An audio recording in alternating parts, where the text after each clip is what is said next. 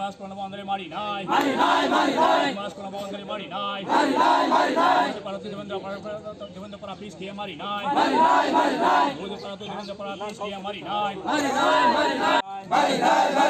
নদী পারত শিলারে পারা লামা পিস খেয়ে মারি নাই সরকার রাউতাই দেশ নামে মারি নাই ওদা বইনা দিয়াকে যুগে না খেয়ে থাং নাই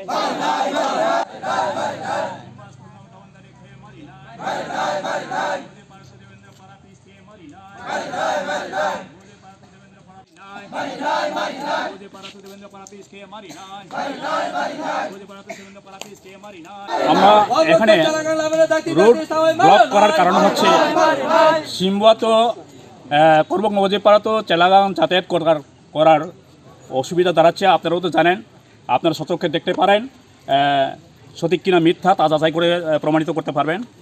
তারপরে আমাদের যে ডেলিভারি করতে হলেও আমরা রাস্তাঘাটে আমরা ডেলিভারি করতে হয়।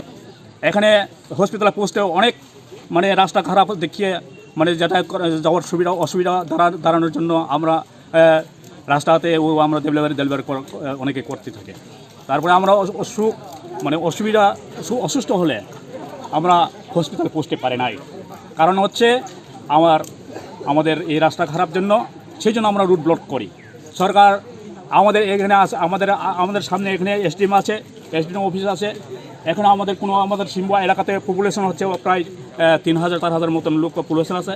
এখানে সরকার এখানে নজরে রাখেনি, সেই কারণে আমরা রুট ব্লক করতে থাকি।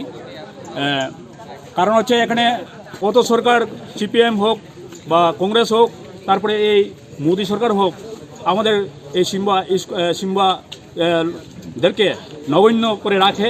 সেই জন্য আমরা ভোটার সময় হচ্ছে আমাদের এখানে গিয়ে হাহাকার করতে থাকে যে কোনো সরকার, যে কোনো প্রার্থী এসে রাস্তাঘাট ওদেরকে দেখে, তখন পানীয় জলের জন্য ও তো দেখে তখন, কিন্তু ভোটার শেষ হওয়ার পর্যন্ত আর কোনো এখানে নেতা নেত্রী যাননি।